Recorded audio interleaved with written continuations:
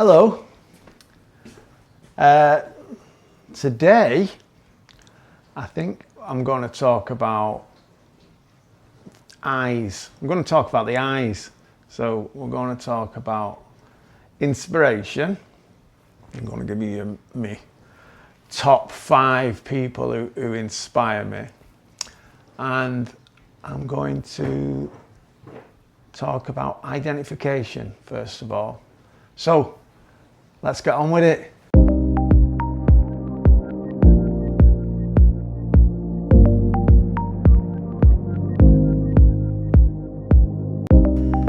Hi. So the first thing I want to talk about is identification. Really, it's the most important thing for an alcoholic or an addict to have, because most people find it difficult to be told what they are and just be told what to do. Bill Wilson called us something like rebellious nonconformists or something. We won't be told. We have to identify by other people sharing their experience, strength and hope. And we have to sort of, rather than someone diagnosing us or someone telling us, we have to come to that conclusion ourselves. And the only way to do that is by identifying with another person. And that is sometimes quite hard, particularly for younger people coming into Alcoholics Anonymous and poly drug users and all sorts of things. You know, it's not easy coming into AA and getting identification with a load of old boys who were talking about damping down, wetting the bed and stuff like that. That's something I didn't do, and I didn't identify with those people. In the end, I was more of a binge drinker, and I got months sometimes without drinking, and then it was always followed by a relapse, a worse relapse, and pitiful and incomprehensible demoralisation. So yeah, that's where these guys come in, and they need to identify with us. They need to identify with the condition that we suffer from, else they will leave and die, probably. Sometimes there's a lot of ambiguity around. I think it might come from treatment centres, it might come from the NHS or somebody, the mental health day centres. Someone's told them to go and share the shit at a meeting. and basically people with co-occurring mental health conditions might come and share about their mental health condition, and other sort of non-alcohol specific problems. They might have a problem with the relationship, they might have a problem with their finances, even a lot of stuff that sort of gets shared, and the person coming in will not identify with that, because it won't give them any sort of strength to tackle it. But so they leave and they die. So we need to concentrate, people who are in the fellowship, no matter what your social worker or even sometimes your sponsor tells you, AA isn't a place to go and dump your shit. It's a place where you share in a general way what it was like, how you got out from under, and what it's like now. In the olden days, in the Oxford group, there was 2 forms of sharing. There was sharing for witness and there was sharing for confession. Sharing for witness was done in a group, and you shared, just as I've said, in a general way, what it was like, how you got out from under, and what it's like now. but he was talking specifically about the program, the 12-step program, and how it worked in your life. So if you haven't done the 12-step program, if you hadn't done the 12-step program, you usually weren't allowed to share you had to go through the steps to actually share. So it was a bit of a motivator, because I heard a chap the other night who said he's going to take 2 years to go through the steps, and he wasn't going to do any service for 2 years, which is absolute nonsense. You get it, you know, if you were given a lifeline and you were close to death, you wouldn't wait 2 years to take it. So, but that's the insanity of alcoholism. So that identification is vital, because alkies won't be told, they need to identify. So they need to identify with someone talking about their type of drinking. I think the majority, I think it feels like the majority of people who are coming in are polydrug users nowadays, that they're using alcohol in combination with cocaine, and the cocaine enables them to drink much longer. It takes them back to 2 or 3 pints. They're not out of their heads. So yeah, that. But fundamentally alcoholic, and they're using drugs to enhance their experience. Most of them are not really cocaine addicts. If they don't have a drink, they won't take drugs. There are those, however, who are cocaine, just like they don't like drinking, and they're cocaine specific. They just sniff coke, and for them, fortunately, there's a fellowship, Cocaine Anonymous, so they should go there. Singleness of purpose, that's what Clancy used to say.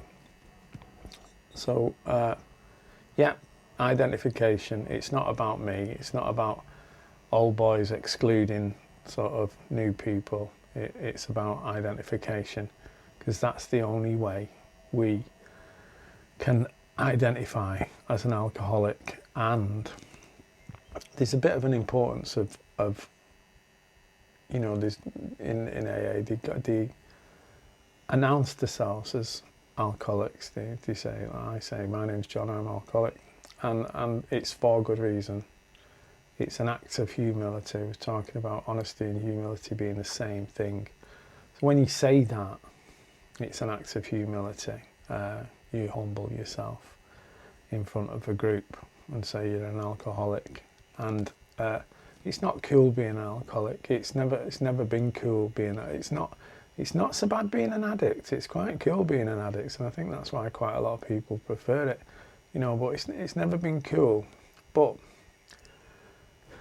when you introduce yourself as an alcoholic, it's an act of humility, and you get honest straight away. And if you start off like that, you start off honest. So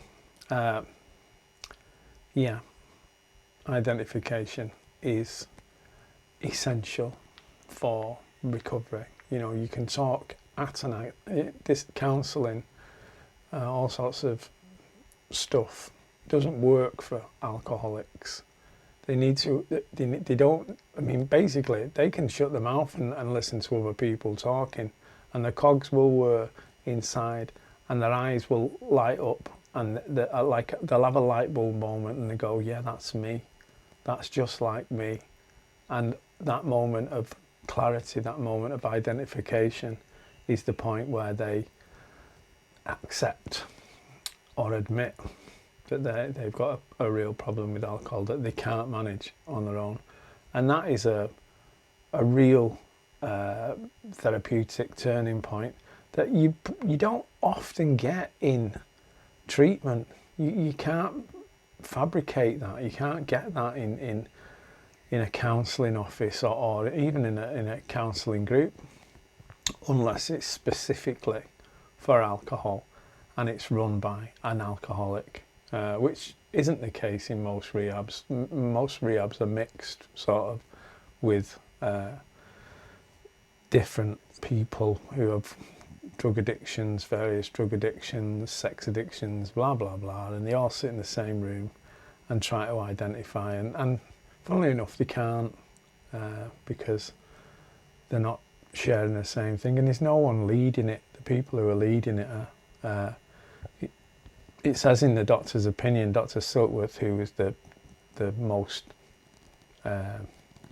respected psychiatrist in the world at the time, wrote that frothy emotional appeals seldom suffice for this type of alcoholic. So Rogerian counselling and stuff like that doesn't work for me with the chronic alcoholic. All that does work in having that moment of clarity that motivates people towards is sometimes a near-death experience, but more usually it's just listening to another alcoholic and they have that moment of clarity that is evoked by other people's experience. So that's identification, and that's why it's very important. It's very important. Now let's talk about inspiration, which is sort of similar.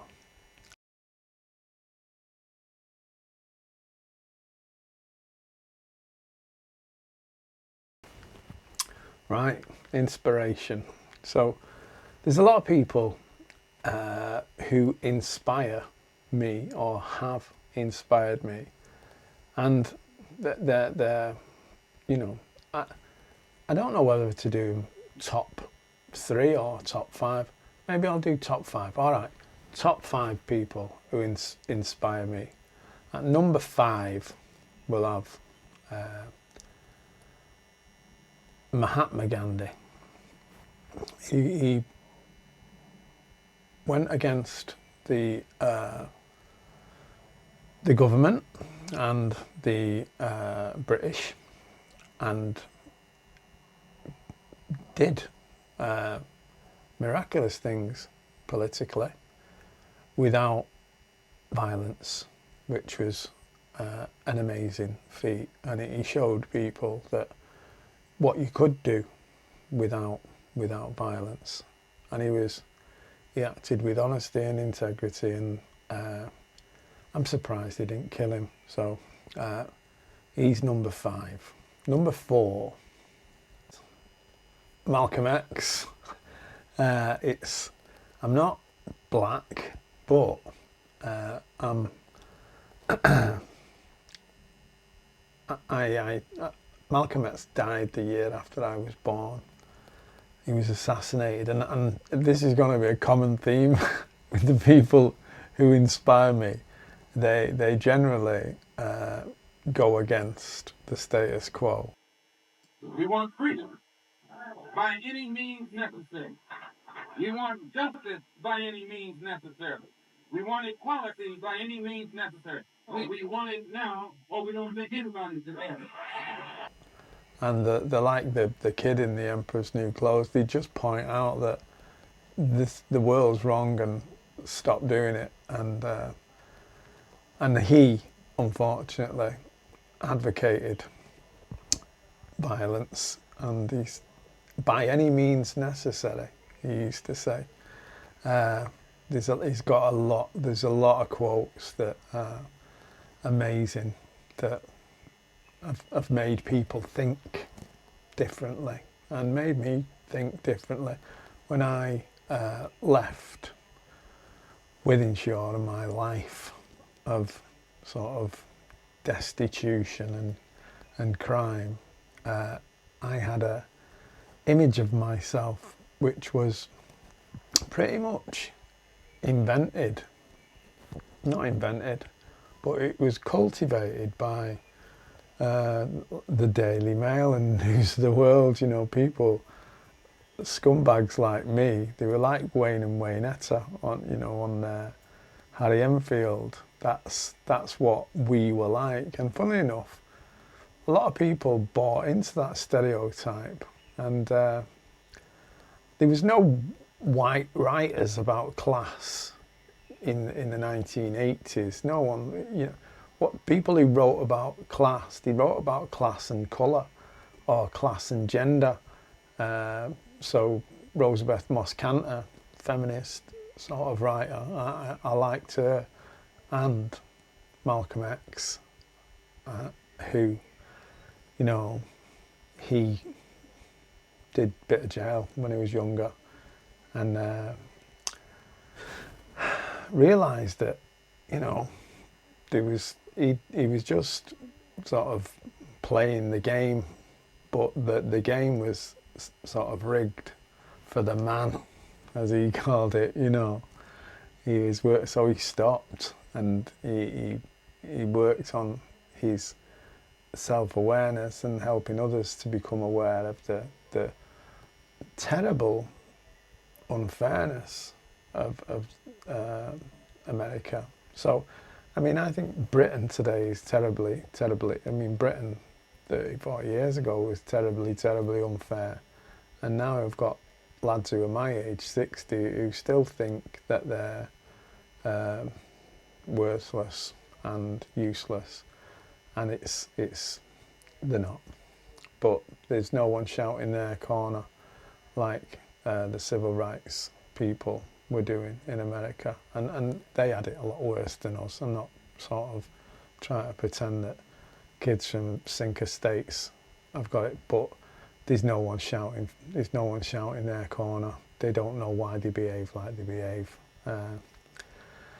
And it's not getting any better, but thanks to Malcolm X, it might do. And I think I would like, never mind these riots and stuff like that. Riots where you smash.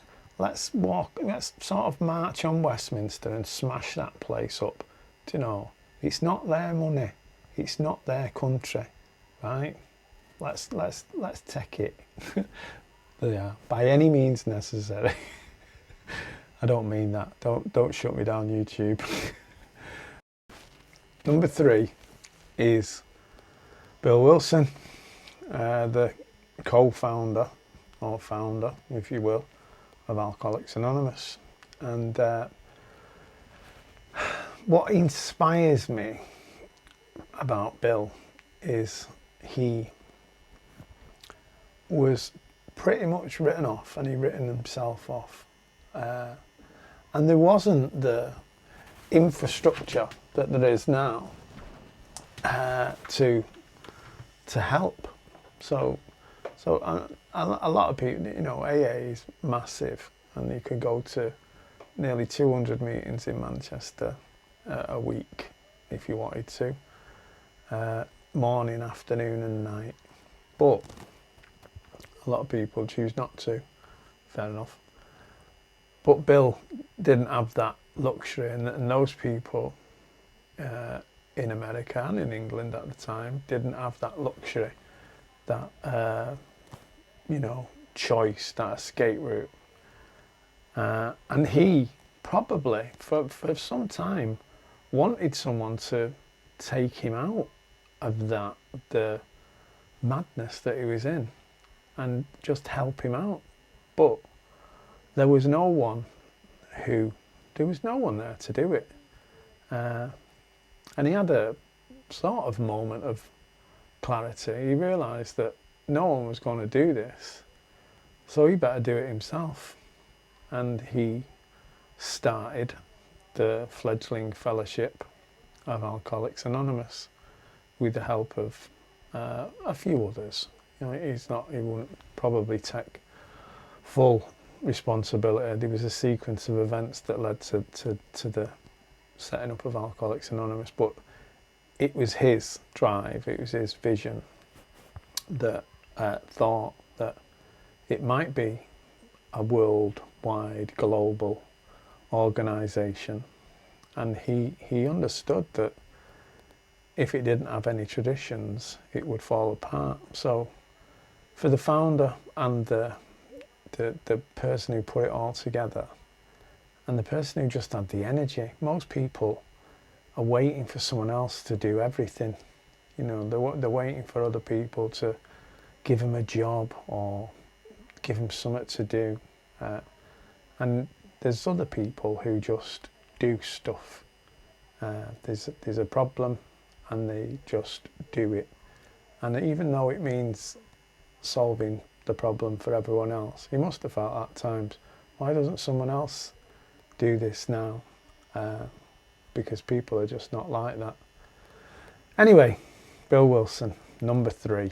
Number 2, this is one of the most inspirational men, probably, but in the last 200 years, I'd say, at least 150.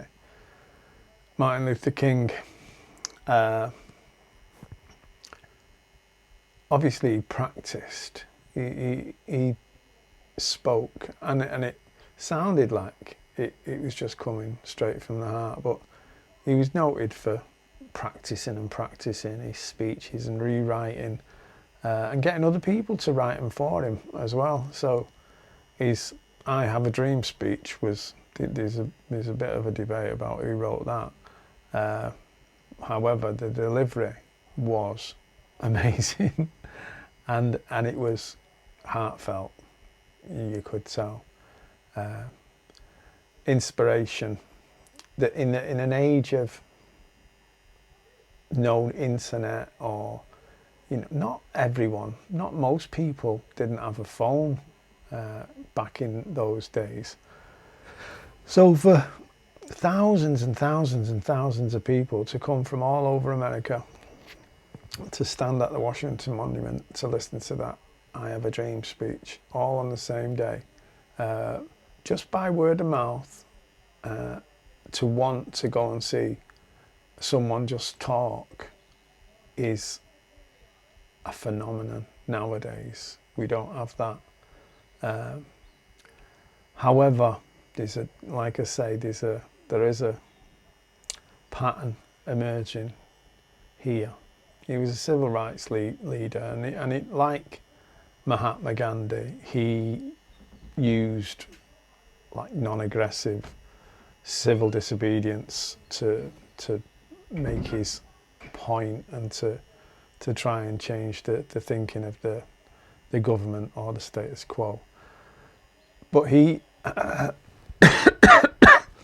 like Malcolm X, he was assassinated for doing exactly what he set out to do, changing the world, and he has changed the world, and he did have a dream, and some might argue that dream's not come true, but it's massively changed, and he did it because he was driven by a higher purpose, I think, and that spiritual drive is powerful and people are attracted to it.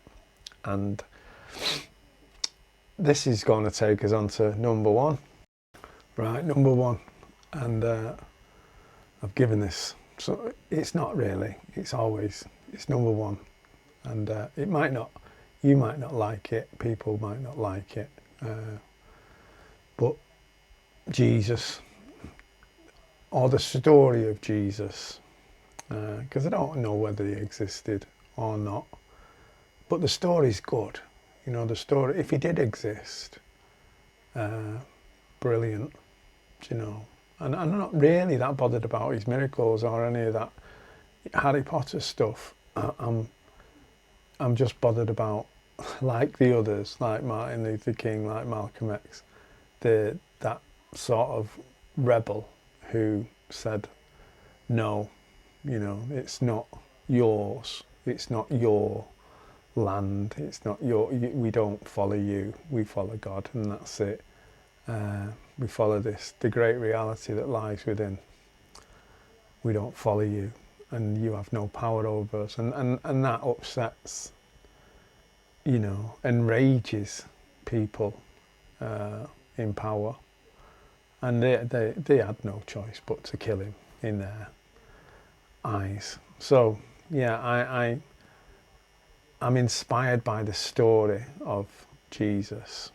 I read the book, The Last Temptation of Christ by Umberto Eco, and great book.